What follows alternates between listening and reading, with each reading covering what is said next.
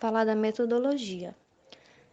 A ovarioesterectomia laparoscópica foi realizada em 16 cadelas que foram obtidas de abrigos do local. Já a ovarioesterectomia foi realizada em 18 cadelas provindas de clientes, né? Esses procedimentos foi realizado usando uma abordagem abdominal aberta. Para o primeiro, que é a ovarioesterectomia laparoscópica, as cadelas elas tinham idade entre 4 a 36 meses, o peso delas variavam de 10 a 38 quilos, né? E eles eram vacinados e também deram negativos para girofilariose e parasitas intestinais. Já a segunda, que é a ovarioesterectomia, os cães tinham idade de 4 a 96 meses, com um peso médio de 2,4 a 24 quilos. A concentração pré-operatória de glicose no sangue, nitrogênio da ureia no sangue, né? O hematócrito e as concentrações de proteína plasmática total estavam dentro dos limites normais para todos os cães. Para a primeira, a ovarioesterectomia laparoscópica, os cães eles foram pré-anestesiados com combinações de morfina e glicopirrolato, ou eles utilizavam morfina, glicopirrolato e acepromazina. A indução foi feita utilizando tiopental e propofol, ou eles utilizavam diazepam e cetamina. E a anestesia era feita com isoflurano em oxigênio. O procedimento foi realizado pelo mesmo cirurgião com a assistência de outro veterinário e um estudante de veterinária. Primariamente, né, foi feita uma pequena incisão na linha média ventral acima da cicatriz umbilical e o abdômen ele foi isuflado com uma pressão. Após isso, foi inserido um trocânter de 5 milímetros no abdômen cranial usando a técnica às cegas. E esse trocante ele foi substituído por um laparoscópio, onde não foi identificado nenhuma patologia naquela região, né? E esse trocante ele foi inserido nos 3 quadrantes restantes do abdômen sob a observação laparoscópica. O corno uterino esquerdo e ovário foram isolados e pinçados com a pinça de apreensão laparoscópica, que é chamada Kelly, e o ligamento suspensor foi rompido pela ativação do módulo eletrocautério bipolar da pinça de apreensão, enquanto segurava firmemente o ligamento. Uma janela foi criada no mesovário e o pedículo ovariano foi duplamente ligado com ligaduras de fio cirúrgico 4.0. O fio foi apertado até o branqueamento e a cianose do tecido ser observada. O pendículo ele foi seccionado com tesouras de eletrocauterização bipolar e o coto ovariano ele foi observado para hemorragia após a liberação. O corpo uterino foi segurado de forma semelhante, duplamente ligado e seccionado apenas cranialmente ao colo uterino. A câmera foi movida para o portal craniano esquerdo e o pendículo ovariano direito foi ligado e seccionado conforme foi descrito na cirurgia feita no ovário esquerdo. O ligamento largo foi minimamente rompido durante a transecção e o procedimento de ligadura. O útero e os ovários foram removidos através do local do trocânter cranial direito ou inguinal. O ligamento largo pôde então ser observado diretamente conforme foi exteriorizado e rompido digitalmente. O abdômen foi reinsuflado e inspecionado quanto à hemorragia. Os trocantes restantes foram removidos e o abdômen foi descomprimido manualmente. Uma ou duas suturas absorvíveis de polidioxanona monofilamentar foram usadas, nesse procedimento para fechar a musculatura em cada portal, e as suturas de nylon foram usadas para fixar a pele. A ovarioesterectomia, né, a pré-anestesia dele foi utilizando morfina mais glicopirrolato, ou foi utilizado morfina mais glicopirrolato e acepromazina. A indução foi feita utilizando tiopental e propofol, ou então foi utilizado diazepam e cetamina. A anestesia foi feita utilizando isoflurano com oxigênio. Esse procedimento foi realizado por um aluno, né, com auxílio de um veterinário. Após a celiotomia mediana ventral, os pendículos ovarianos e o corpo uterino foram ampliados triplamente e duplamente ligados com suturas de polidioxanona 2.0 ou 3.0 e poliglactina e seccionados. O abdômen foi fechado em 3 camadas.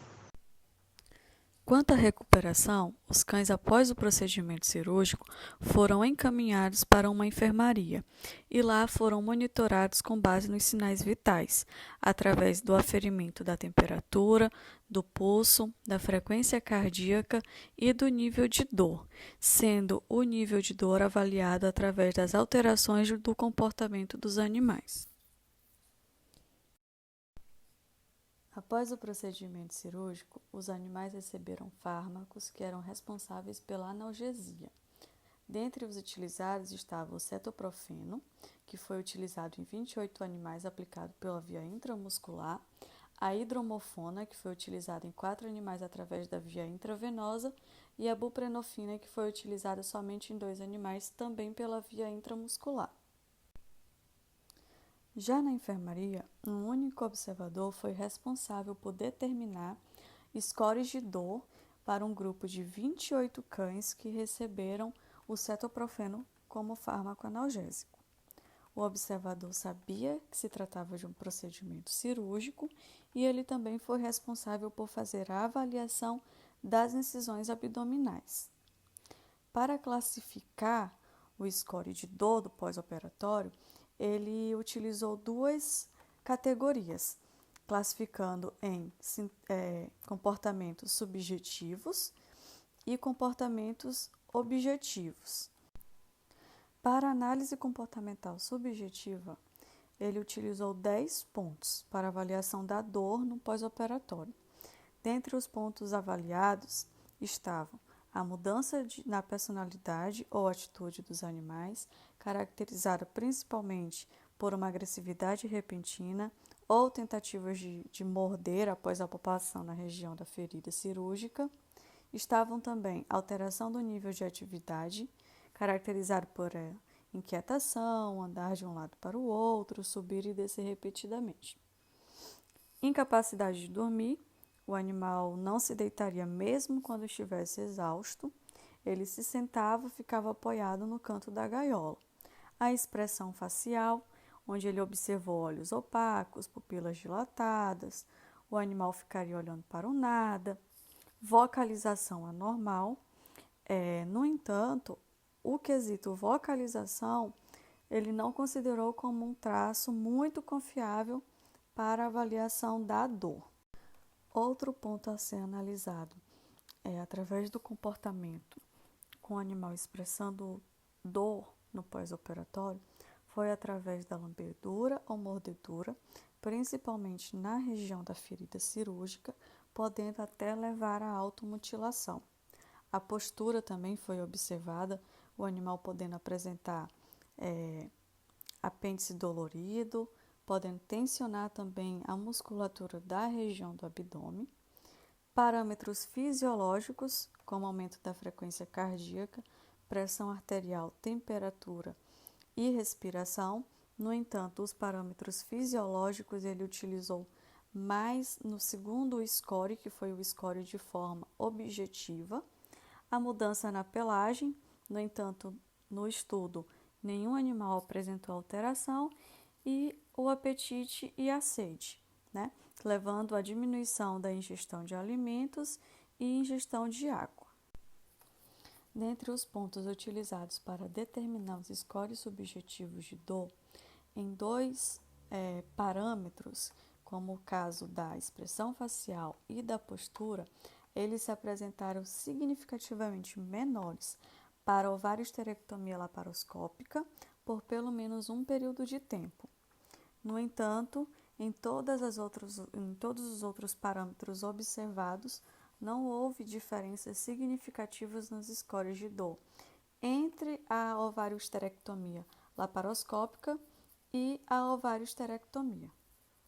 Bom, para análise comportamental de forma objetiva, ele utilizou alguns parâmetros, dentre eles dados fisiológicos, tais como dilatação de pupila, porcentagem do aumento da frequência cardíaca, porcentagem do aumento da frequência respiratória, a temperatura retal e a salivação, além de resposta à palpação, onde o animal apresentou ou não reação, reagiu ao ser tocado ou não reagiu antes de ser tocado, além da atividade, mostrando que o animal poderia estar em repouso, como no caso de estar dormindo, se alimentando, desperta, o animal também podendo apresentar um comportamento inquieto ou rolando e debatendo-se, onde ele considerou esses dois últimos pontos como uma alteração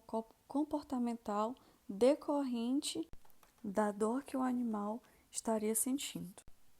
Ele ainda tentou pontuar a questão da dor através da alteração comportamental, avaliando a questão do estado mental, onde o animal poderia estar se apresentando submisso, abertamente amigável, desconfiado e agressivo, além também da sua postura, através do decúbito lateral, decúbito external, sentado com a cabeça erguida, sentado com a cabeça baixa ou protegendo a área afetada, em uma posição chamada de posição fetal. Além disso, a vocalização, ele pontuou ainda em 4 subpontos, como não vocalizou, vocalizou ao ser tocado, vocalização intermitente e vocalização contínua. 8 dos 10 pontos utilizados para determinar os scores objetivos de dor, dentre eles tamanho de pupila, frequência cardíaca, frequência respiratória, salivação, palpação, atividade, estado mental e postura, foram significativamente menores para ovariosterectomia laparoscópica do que para ovariosterectomia por pelo menos um período de tempo. No entanto, não houve diferenças significativas nos scores objetivos de dor entre os dois procedimentos cirúrgicos. Dentro do intervalo de tempo utilizado tanto na tabela 1 quanto na tabela 2, ou seja, tanto na tabela que avaliava de forma subjetiva quanto na tabela objetiva, ele se deu através de 0, 2, 8 e 24 horas após o procedimento cirúrgico. Na tabela 3, ele já buscou avaliar o aspecto pós-operatório do local da incisão, e ele classificou em 4 pontos. Ponto 0, onde 1/4 da ferida se apresentava cicatrizada, com cicatrização primária, sem apresentar tecido de granulação com evidências de inflamação. Ponto 1, onde 1/4 da ferida apresentava vermelhidão leve, inchaço ou dor ao toque, vedação de fibrina intacta e sem apresentar secreção. Ponto 2, onde 1/4 da ferida apresentava vermelhidão leve a moderada, inchaço, dor com deiscência leve ou secreção serossanguinolenta. Ponto 3, 1/4 da ferida se apresentou com vermelhidão moderada a grave, apresentando ainda inchaço, dor com secreção serossanguinolenta a mucopurulenta. E no ponto 4, ele classificou as feridas que apresentavam deiscência ou infecção. No entanto, os scores médios de incisão foram significativamente menores no período de 0 e 2 horas após o procedimento cirúrgico para a ovariosterectomia laparoscópica e permaneceram menores ainda nos intervalos de 8 e 24 horas em relação à ovariosterectomia. Após 24 horas do procedimento cirúrgico, todos os animais receberam alta, sendo os animais submetidos à ovariosterectomia retornaram para os lares com os tutores e os animais submetidos à ovariosterectomia laparoscópica retornaram para o abrigo. Cada animal foi reavaliado com um intervalo de 1 semana após o procedimento cirúrgico, 1 mês e 6 meses. No entanto, nem todos os animais conseguiram serem avaliados no período de 6 meses. Bom, Quanto à estatística apresentada no trabalho, os tempos de cirurgia foram analisados usando uma população de 2 t-teste e todas as respostas com 2 níveis, no caso da tabela 1, foram analisados com o teste exato de Fisher. E sempre que a resposta tinha mais de 2 níveis, como são o caso da tabela 2 e 3, um coeficiente de correlação gama foi utilizado para dados ordinais serem calculados. Em relação aos resultados, o que a gente pode observar? A LOVH, que é a ovariesterectomia laparoscópica, ela vai ter uma duração maior do que a OVH, que no caso seria a ovariesterectomia. Então, a LOVH, ela vai ter uma duração maior e ela vai ter intervalos maiores do que a esterectomia. Então, e a gente pode observar também que os cães, eles vão se recuperar depois de 30 minutos da anestesia. E não vai ocorrer complicações operatórias, pós-operatórias. Em relação a LOVH, eles estão falando que no artigo que houveram complicações anestésicas não relacionadas com o procedimento cirúrgico, que no caso são hipotensão com necessidade de administração de dobutamina. Então, a dobutamina ela vai ser usada porque ela vai aumentar a contração do coração e a passagem do impulso elétrico. A dobutamina foi administrada em um cão e houve hipotermia em 9 cães. Já as complicações cirúrgicas, a gente vai observar que houve hemorragia leve,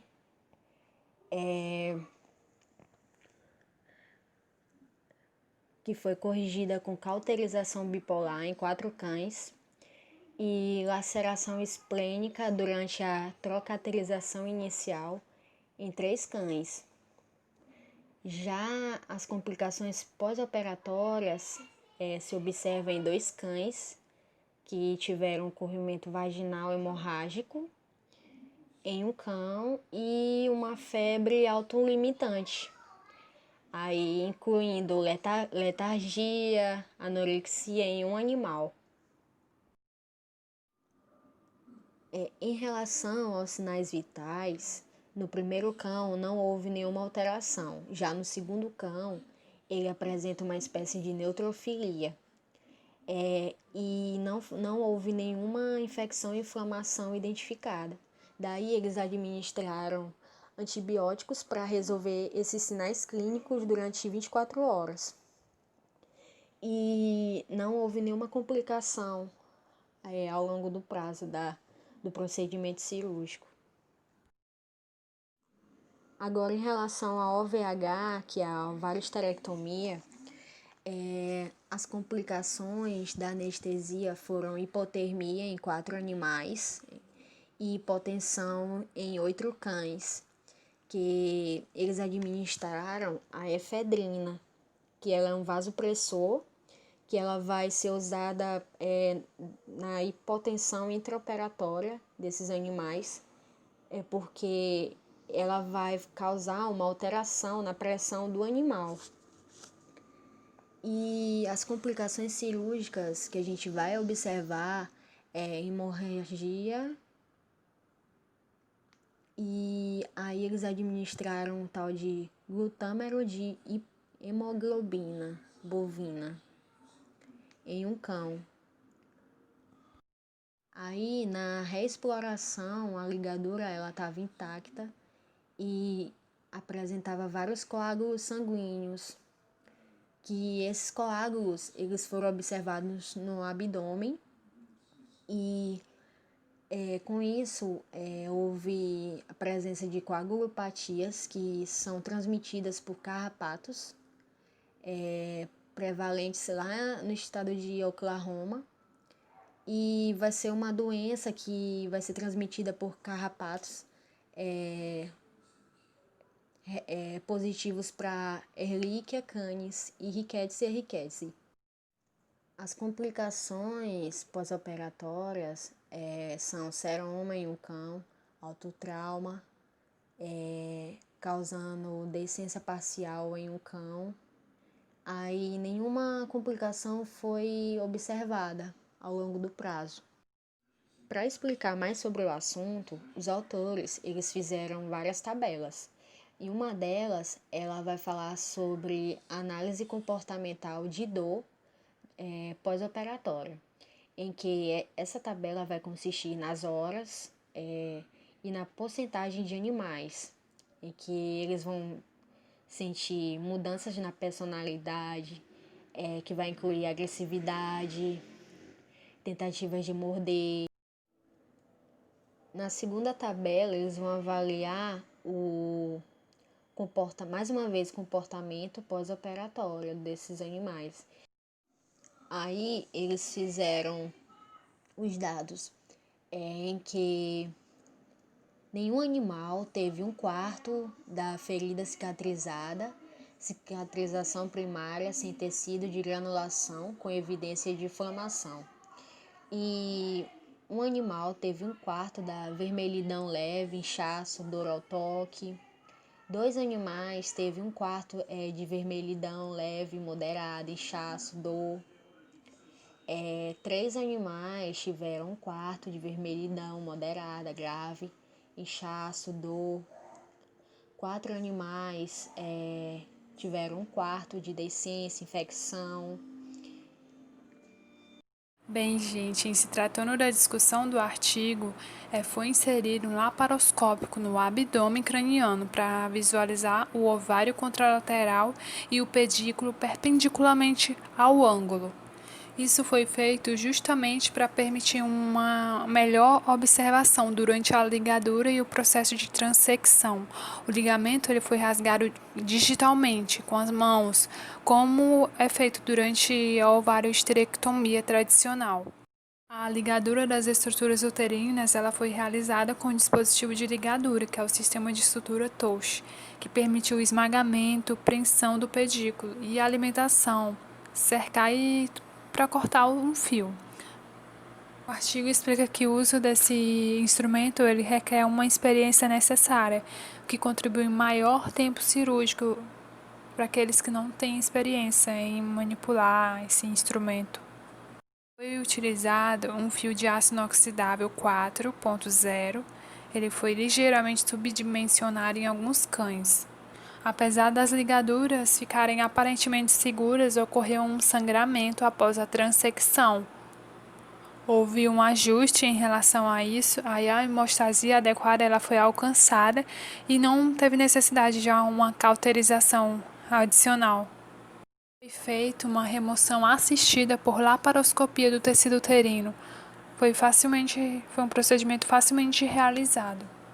A insuflação não representou nenhum problema. Ela permitiu uma melhor verificação completa do abdômen em relação à segurança da ligadura, hemorragia, substituição do remanescente do ligamento largo e um exame de vísceras. Os alunos eles realizaram todo o procedimento de ovariohisterectomia. A cirurgia teve um tempo médio de 69 minutos em comparação com o outro procedimento, que foi a histerectomia laparoscópica. Incisões portais em cães que foram submetidos à histerectomia laparoscópica, eles apresentaram eritema mínimo, inchaço ou irritação, em comparação com outros cães que foram submetidos à OVH. Observaram também que um cão que foi submetido à histerectomia laparoscópica, ele teve uma hemorragia vaginal e passagem de coágulos sanguíneos por 7 dias, que foi resolvido sem tratamento. Sabe que todo procedimento cirúrgico em cães, a dor é algo inevitável. E nesse estudo eles utilizaram a escala de dor da Universidade de Melbourne, que as meninas até explicaram aí. E nisso não houve diferenças significativas na dor, né, entre os grupos estudados. Eles mostraram que houve pontuações baixas para aqueles cães que sofreram foram submetidos à esterectomia laparoscópica. Ou seja, pode ser que esse procedimento cirúrgico possa ser menos doloroso que a ovarioesterectomia em cães. O artigo conclui em relação à esterectomia laparoscópica que é um procedimento que requer mais de um cirurgião. Isso é uma desvantagem. Tem também relacionado a limitações de tamanho do paciente, custo com equipamentos. Independente disso, ele é um procedimento que pode oferecer a um cirurgião veterinário uma alternativa à ovarioesterectomia tradicional em cães saudáveis não parentes de tamanho médio a grande.